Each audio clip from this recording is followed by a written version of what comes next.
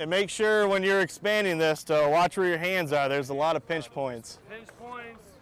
Soldiers in the 371st Sustainment Brigade are working together to set up the Standardized Integrated Command Post System, or SICOPS.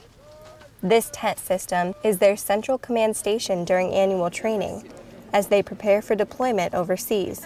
The system allows the staff to rapidly deploy and run a command post in any environment. Next, we're waiting on the generator, which to power the blower, which will inflate the bladder.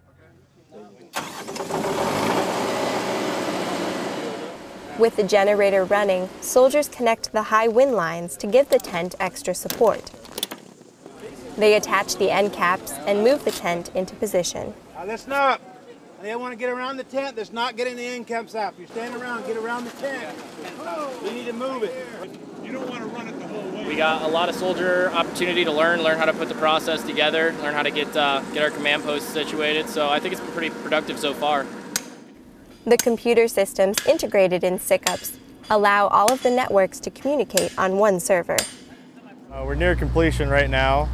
The tents have been set up, generators are in place, and right now we're setting up the systems, getting the wiring laid out. Everybody's getting their section squared away. Inside the SICOPS tent, the 137th Signal Detachment is setting up communications. Right now I'm currently pulling some Cat 5 cable over to the CAL unit and also to some of their tactical laptops so they can have comms in the ag log tent. They're working to connect computer and phone lines to the tent system, creating a virtual command post. Just outside the SICOPS tent, the 137th Signal Detachment is setting up a radio tower, providing the command post the communication resources needed to be successful. The high-capacity line of sight, or heat-close antenna, has a range of up to 40 kilometers and allows the command post to transmit voice and data. Heat close antenna, it's used to, much like a radio antenna, but it can shoot data. So you have internet access, kind of like an intranet. Like if you were going to build a home network and you could send files to each other within your network. In a field environment, the heat close antenna connects the command post to other command posts in the area and serves as a backup when weather interferes with satellite communications. Inside the SICOPS tent, the 371st prepares for deployment by testing the new equipment and engaging in challenging simulations. The tent system itself is a kind of a mobile brigade and battalion headquarters. This is new equipment that was given to the brigade over the winter, and this is really the first chance they've had to come out here, try out their new equipment, the tents, the work systems, the computers, and really make it all fit together. The Command Post of the Future, or CPOF, is software that allows staff to simulate a range of scenarios they may encounter during battlefield operations. They can use the digital map to see the layout of the land, track events, and coordinate routes. It's a great way to track different events such as IEDs, any kind of small arms fire, anything. You can start to plug it into the system, where it happened on the map, and then you can start to develop patterns. CPOF is integrated with Microsoft Office, allowing Excel worksheets and PowerPoints to be built directly into the system, making it a great briefing tool. While brigade and battalion headquarters focus on mobilizing, subordinate units provide support during the train-up. The 212th Maintenance Company starts the day with Army warrior tasks like protective mask and decontamination training. Then they move on to maintenance support for the entire brigade. So far it went really well. As you can see, we got a lot of stuff set up.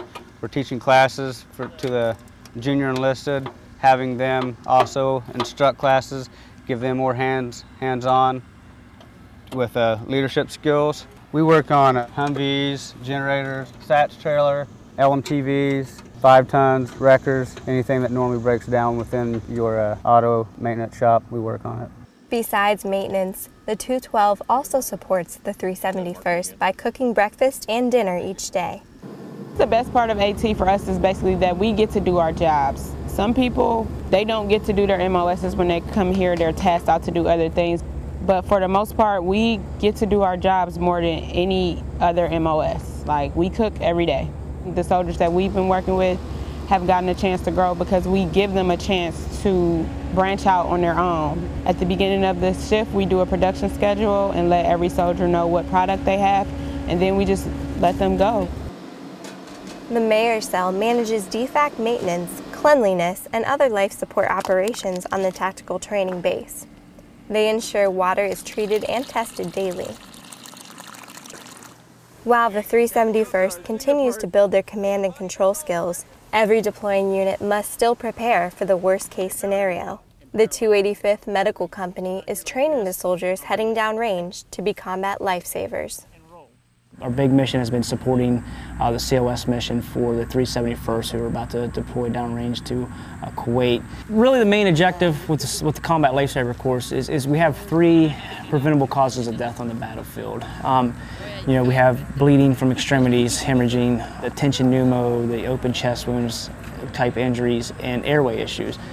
And we're seeing that if soldiers have the knowledge and the base to treat, prevent, and fix those types of problems, that the chances of survival of that casualty are greatly increased. We'll use the combat application tourniquet as, you know, in the hands-on portion. They actually get to put it on and apply it to a casualty and really turn it down to where they can see, you know, what it's like to actually turn the blood flow off inside that extremity. I can't feel my arms. Medics in the 285th are working to perfect their medical training. Simulations like Table 8 training help them get ready to encounter casualties in any scenario. Our Table 8 training, which is pretty much a combination of everything that a 68 Whiskey has learned over their medical career, kind of rolled into one as far as a trauma assessment, a medical patient assessment.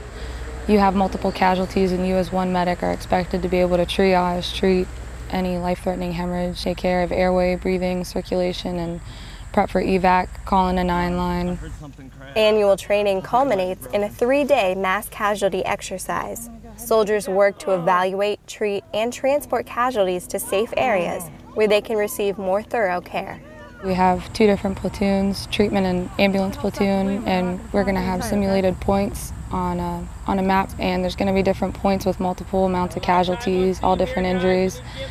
And ambulance platoon is pretty much tasked on picking up casualties, and treatment platoon will be running what's called a BAS, battalion aid station, where ambulance will bring back patients. And it's pretty much going to be a real-life trauma scenario on what would happen if we were working at a battalion aid station deployed or in a TMC or in a hospital.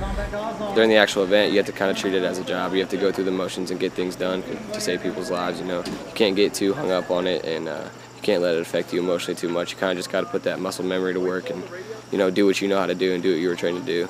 The mass casualty exercise wraps up a successful annual training period. Officers and enlisted soldiers took advantage of their chance to work together and grow as a team.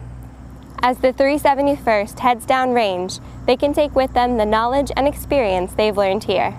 From Camp Ravenna Joint Military Training Center, I'm Army Sergeant Amy Gregory.